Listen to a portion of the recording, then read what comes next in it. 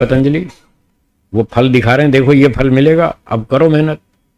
क्या फल है? सूत्र 3 देखिए और बोलिए। तदा द्रष्टु स्वरूपे अवस्थानम।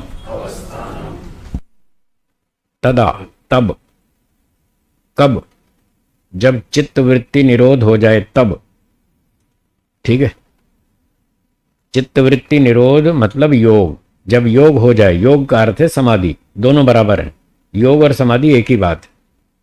जब समाधि प्राप्त हो जाए, योग प्राप्त हो जाए, योग सिद्धि हो जाए, चित्त वृत्ति निरोध हो जाए, तब क्या होगा? द्रष्टु, दृष्टा के, षष्ठी विभक्ति एक वचन, दृष्टा के, स्वरूपे, स्वरूप में, अवस्थानम, स्थिति हो जाती है। तब दृष्टा के स्वरूप में स्थिति हो जाती है, ये फल मिलेगा। ये क्या फल हुआ भाई? दृष्टा कौन है? उसके स्वरूप में स्थिति होने से क्या लाभ होगा? दृष्टा है 2। हाँ जी, दृष्टा कितने? हाँ 2। एक का नाम जीवात्मा, दूसरे का नाम ईश्वर। पहला दृष्टा कौन? जीवात्मा, और दूसरा ईश्वर। ये 2 दृष्टा हैं। तो चित्तवृत्ति निरोध होने पर, योग सिद्ध होने पर 2 दृष्टाओं के स्वरूप में योगी की स्थिति हो जाएगी। जो योग कर रहा था, चित्तवृत्ति निरोध कर रहा था, साधना कर रहा था, साधक व्यक्ति की स्थिति दृष्टा के स्वरूप में हो जाएगी। तो दृष्टा है 2, आत्मा और परमात्मा। ये दोनों दृष्टा हैं, दोनों चेतन है। दृष्टा का मतलब देखने वाला। आप और हम देखते हैं या नहीं? है जी, देखते हैं ना।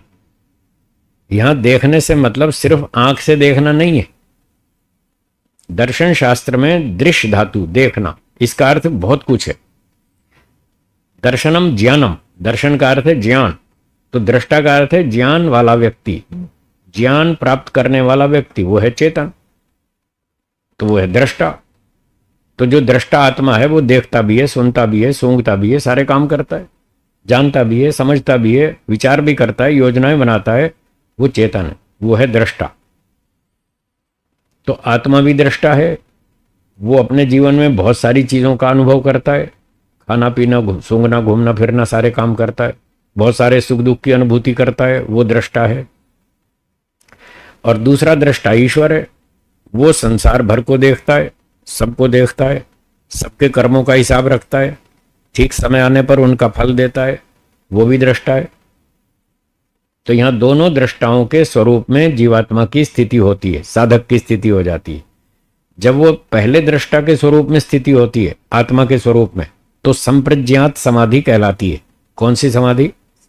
संप्रज्ञात। 2 तरह की समाधि है, 2 तरह का योग है। उनका नाम है संप्रज्ञात और दूसरा असंप्रज्ञात। पहला कौन सा? दूसरा संप्रज्ञात समाधि में साधक की स्थिति आत्मा के स्वरूप में होती है। वो अपने आप को जान लेता है, मैं आत्मा हूं, मैं कैसा हूं, वो अपनी अनुभूति कर लेता है। आज जो आप और हम जान रहे हैं, आप क्या जान रहे हैं कि मैं कौन हूं? महेश कुमार। महेश कुमार कौन है? 5.5 फीट का आदमी।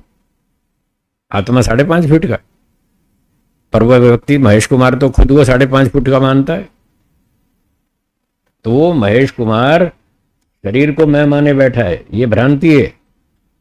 पर इस समाधि में ये भ्रांति दूर हो जाती है और उसको समझ में आता है कि मैं आत्मा हूं, मैं 5.5 फीट का नहीं हूं, मैं तो बहुत छोटा हूं, मैं कर्म करने में स्वतंत्र हूं, मैं अणुमात्र हूं।